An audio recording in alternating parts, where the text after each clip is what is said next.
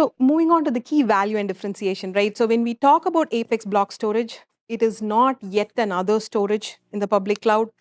We specifically want to call out the key differentiation that the product offers, the number one being the extreme performance. So if you look at the table below, right, so we can actually deliver millions of IOPS for a single volume. And I'll share the numbers in just a minute. The next thing is flexibility and scalability. So again, I have more data points on how our scalability looks like. So we can start off with the storage node that is a minimum of 3 or 5 based on the configuration. We can scale up to 512 storage nodes.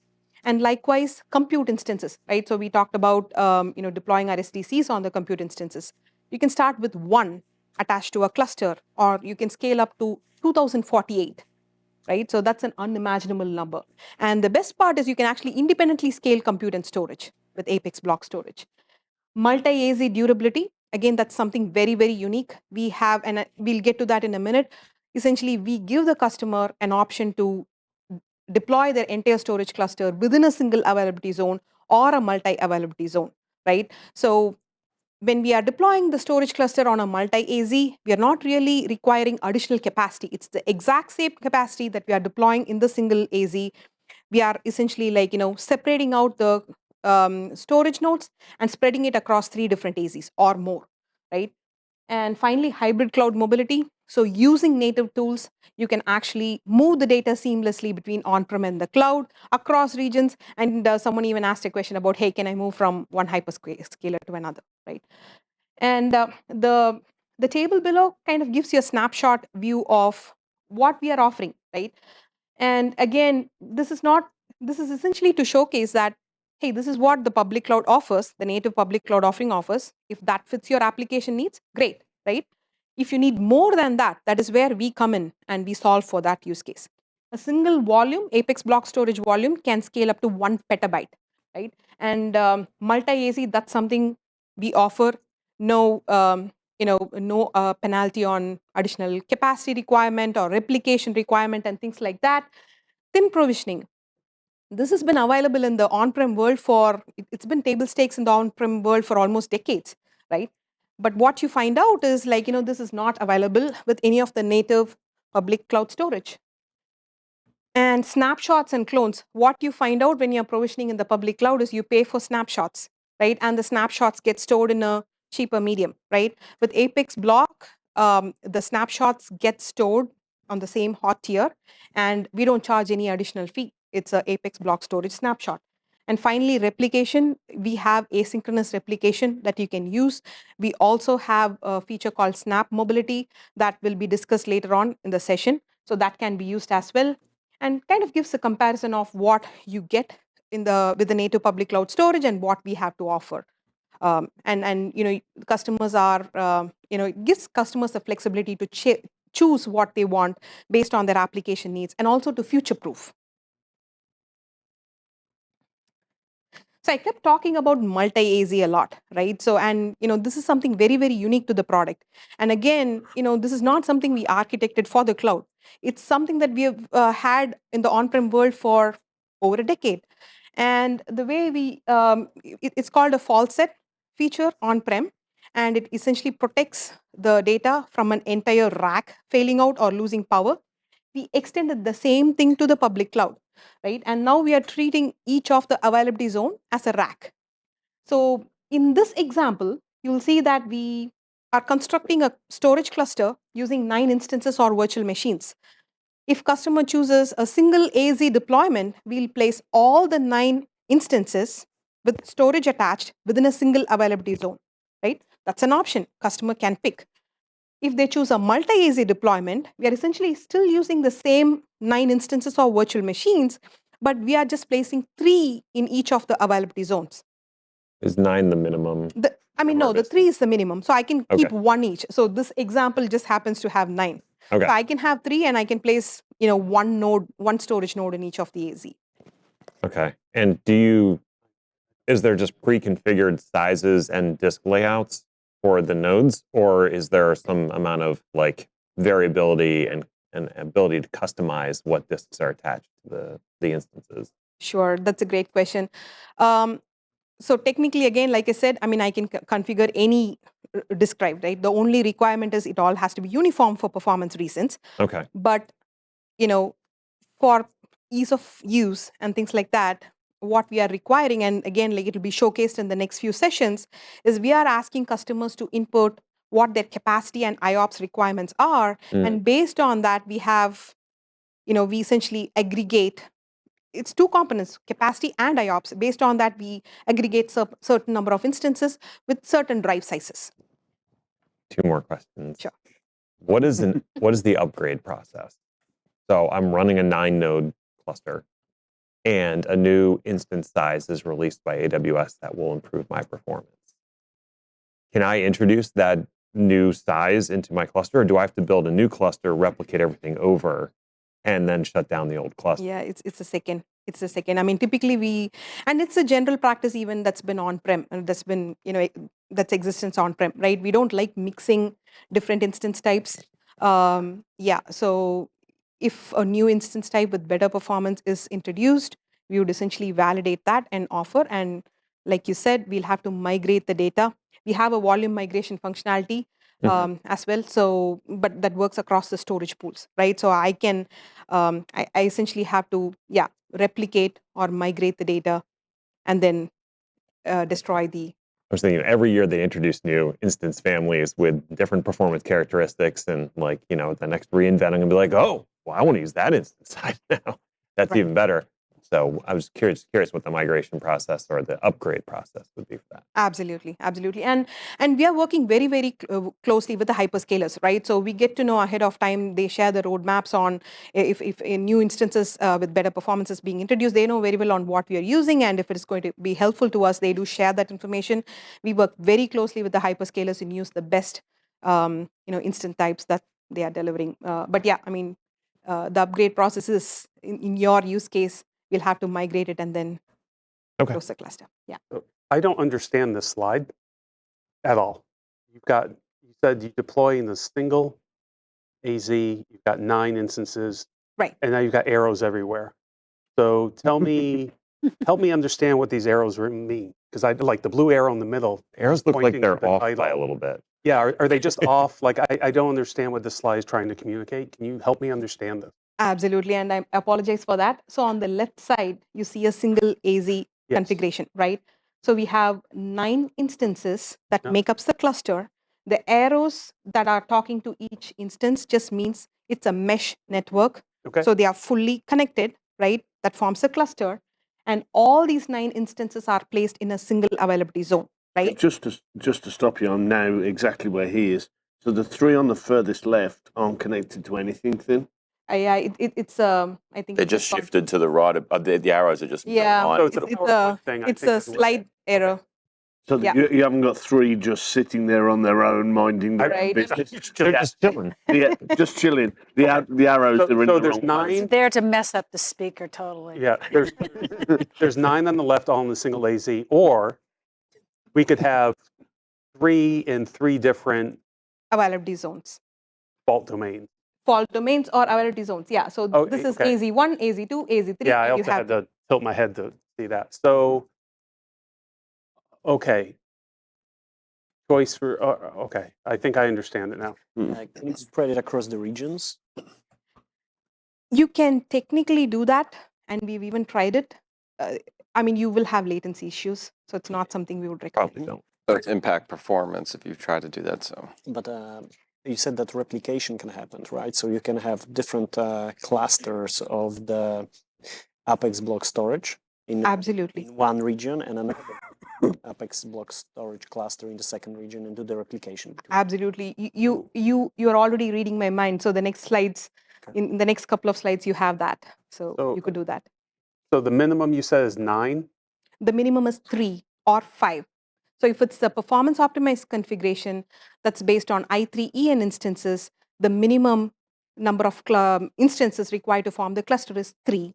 If it is the balanced configuration that uses the C5N instances with EBS volumes attached, the minimum will be 5.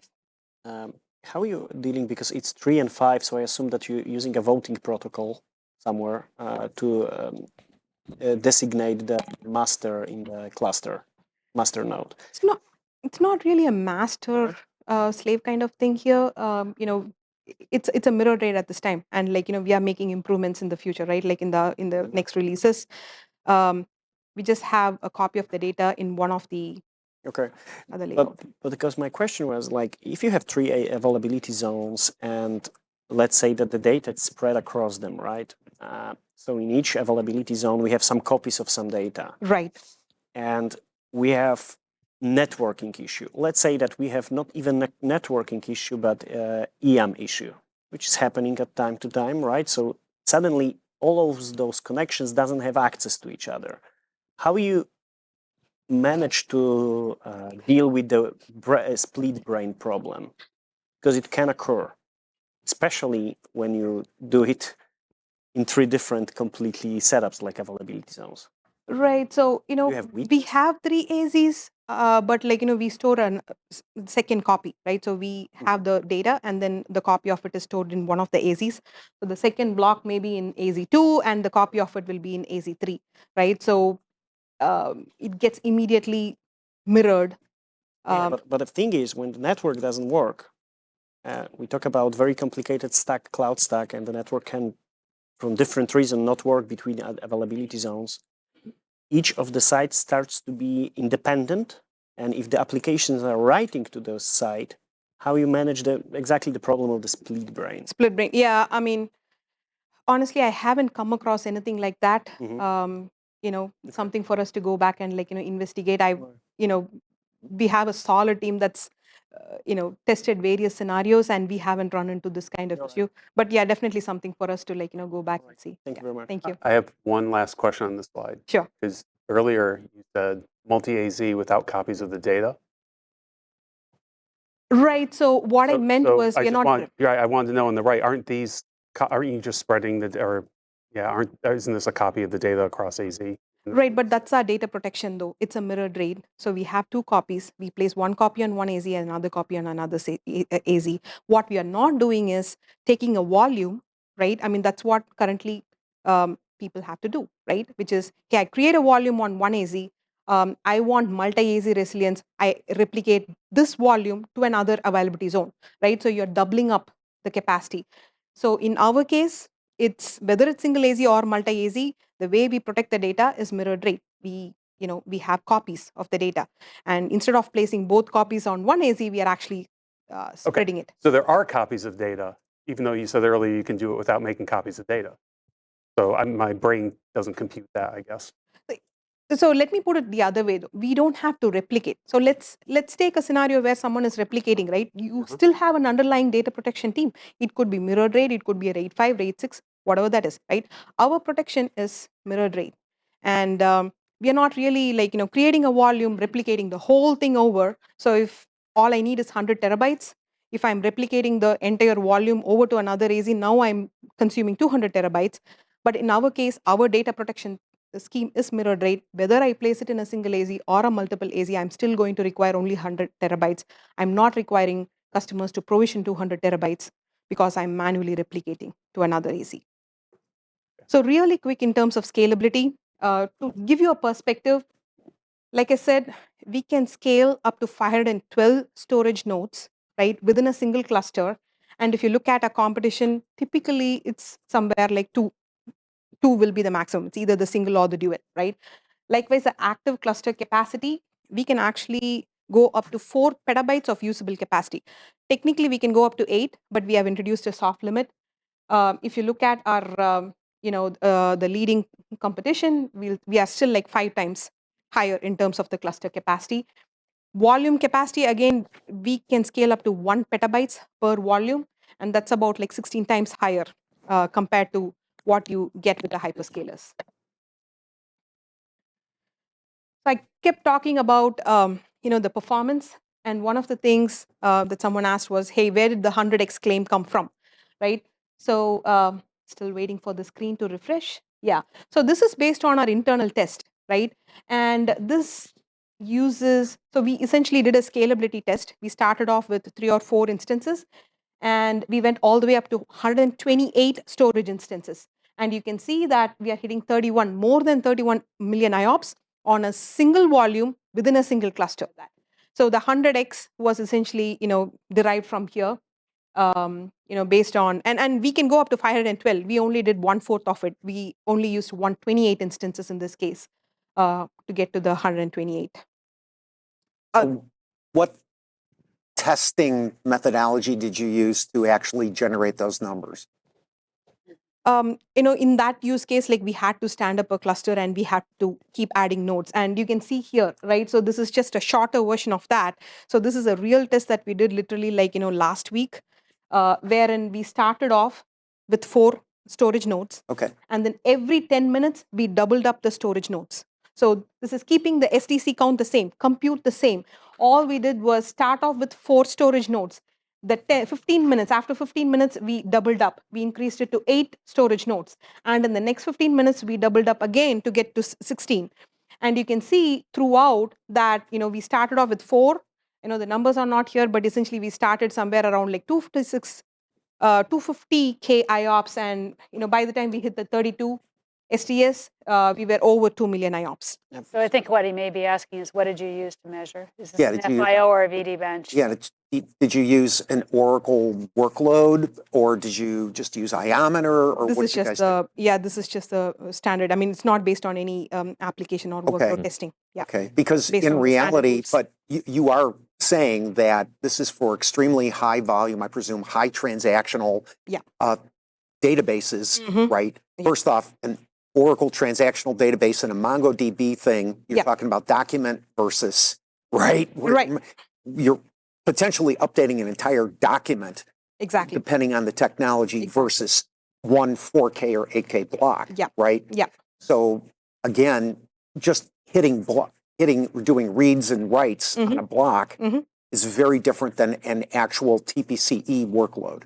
So that's why Absolutely. I'm asking. Absolutely. And that's a great question. So, to be very honest, this test was done not using any specific workloads, but using just standard tools. Okay. But we have done specifically workload testing for Oracle, SQL, and MongoDB. Okay. And we were able to see more than 1 million IOPS with a very small configuration, right? Like 4 or 5 storage nodes. And we have papers available that's publicly Okay. available. That was my happy next to question. Okay, Yeah. great. We have publicly available Yeah, I'd papers like for to the see past that. year or Sure. so. Okay, super. Yeah. Or can I have maybe a stupid question? What it means letter Z, like 3Z milliseconds? Yeah, essentially we didn't want to provide The real- specific numbers, so Okay. it's to Thank you. yeah. And we'll have once we go through Mhm. all the process, we'll be able to share that. Gotcha. So this test talks about scaling just the storage nodes, keeping the STC or the compute instance the same. I also talked about being able to scale compute independently, right? So that's something very unique. So you can keep the storage node as is, increase the compute, or increase the storage and keep the compute the same, right? So the next set of tests that we did was keeping the storage node the same to very minimal, like 4 or 5. And all we did was start off with a single compute instance, and we doubled up. So in here, it's scaling compute. Again, you can see that we started off with 1 STC, the compute instance, and every 10 minutes we doubled up the compute instances. We again started somewhere around 250,000 IOPS, and we hit more than 2 million IOPS by the time we got to the 16 STCs, right? So that's the flexibility of the product, though. Quite often what you would see is when I'm scaling out, I always have to add compute and storage. And this product gives the flexibility to add either storage or compute based on your application needs. And in this use case, you can also see that we are still the latency is maintained. It's under a millisecond while all the rebalance is happening. I know we had a question around business continuity and disaster recovery on, hey, can I replicate between on-prem and the cloud? So essentially, yes, we can. So this essentially talks about how you can replicate from an on-prem PowerFlex to the Apex block storage deployed either on AWS or Azure using native asynchronous replication. And we also have the Snap Mobility feature that is available. You can back it up to an Amazon S3. Additionally, you can replicate across regions as well. So you can create a cluster in, let's say, Amazon East and another cluster in Amazon West, and you should be able to use the same set of features. We don't charge anything additional for using the these product features. It's all built into the product. Can we ask a question, or are you stressing for time? No, that's fine. Sure, go ahead. So this is obviously replication of the data. Are you providing solutions for orchestration of testing and recovery of those processes as well? Absolutely, absolutely. And that will be discussed in the next slide. So, we'll be talking about Apex Navigator, which will essentially handle, and we'll get to that in a minute. So Sure. we are offering a feature wherein you don't have to do the entire replication, but take a point-in-time snapshot and just replicate it for test and dev type of use cases. We offer that feature as well. Okay. Yeah. Very quickly, so we talked about elevating our customers' experience by helping them lower the TCO. To be in all honesty, right? So we are using the underlying AWS infrastructure. How are we able to get to this cost savings? We are using thin provisioning, right? So this analysis was assuming 4:1 thin provisioning, and we had a third party come in and do an analysis of what is the savings, potential savings. And this assumes 4:1 thin savings along with snapshot savings as well. So that is how we derived at the cost savings for both AWS and Azure. And finally, we talked a lot about providing consistent experience across on-prem cloud, right? So along the same notes, and I'm just waiting for a second for the screen to refresh. Okay, there you go. There seems to be a little bit of a lag. Okay, so we talked about how we took the PowerFlex IP, took it to the public cloud. It's Apex block storage, right? We are using the exact same IP. We have validated with AWS Outposts, and we have validated in 2 different configurations. One, taking the software and using Amazon storage and compute, and getting all these benefits that we talked about in the public cloud, right? So that we call as a virtual setup. So we are using Amazon storage and compute in that scenario. The second one is what we call as a physical or adjacent setup, wherein we are taking a PowerFlex storage appliance and we are connecting to the Amazon compute. So we are using the PowerFlex storage nodes, the Dell PowerEdge servers. I'm trying to understand a scenario where you would do on-premise compute going to public cloud storage. I understand the on-premise compute connected to on-premise storage with a AWS control plane. That makes sense to me. I'm just trying to understand the first scenario that you described. The virtual one, you mean? Yeah, what the use case would be for that. Because if you decided to go on-prem with the compute, wouldn't you just connect it to on-prem storage? So I just have to clarify something here though. So when I talked about the virtual, we are taking the Apex block storage software and we are essentially using the EC2 instances and attaching the GP2 volumes, right? And deploying the Apex block storage software on the EC2 instances. So we are using AWS storage and compute. All we are taking is the storage software, the Apex block storage software. Very similar to the public cloud setup, but with Outposts. And we are extending all so the compute and the storage. Exactly. Okay, that clarifies massively because it made it sound like you had on-premise compute connected to just the way you said it was all. Okay, I'm sorry if that came across that way. And I'm trying to think, why on earth would you do that? But thank you so much. That right. helps. So the virtual one is deploying Apex block storage software on AWS storage and compute. The physical or the adjacent one is taking the PowerFlex storage appliance, right, which is based on the Dell PowerEdge servers, and connecting to the AWS compute. So I think just maybe adding the word software onto that chart that doesn't want to show up on the screen for you, maybe would help. So on the because it makes it look like it's actual storage in the cloud, which was odd. So you've been out since 2022. Scale.io was well known. When Dell took over EMC, Scale.io had a limited number of installs because it went into very, very large environments. And we had several of our customers that had Scale.io in there, and we're very happy with it. So I'll tell the rest of the crew that kind of stuff there. But it was only very, very large environments. Is that true for what's going on here in the cloud? How big are the deployments that you're seeing now, an average install kind of stuff if somebody was flipping the Got it. to Got use it. Apex Cloud? Right. So with the cloud side of things, like I said, I mean, someone can start with a minimum of 10 terabytes usable. I 10 mean, terabytes. 10 terabytes usable is the smallest configuration, but to be very honest, right? I mean, we get more efficient as you add more storage nodes. Right, that's why it was very large. So Right. where are these guys coming in at? So we are roughly looking at, and we have two type of customer base. Like there are a few customers who are deploying petabytes in the Right. public cloud, right? So we have that set of customers. We also have customers that are looking to start their cloud journey and they want to have like somewhere around 50 terabytes in the public cloud. And as they get used to it and as they are comfortable moving some of their workloads to the cloud, then they want to expand. They like the future, being able to future proof, and they are starting somewhere around 50. So we have both type of customers at this point of time. Are you priced then for scale? So if I'm coming in at 10 terabytes, what am I paying versus if I'm coming in at a petabyte, what am I paying? I mean, we are tiered pricing. So of course, like, you'll pay lesser if, as you scale up.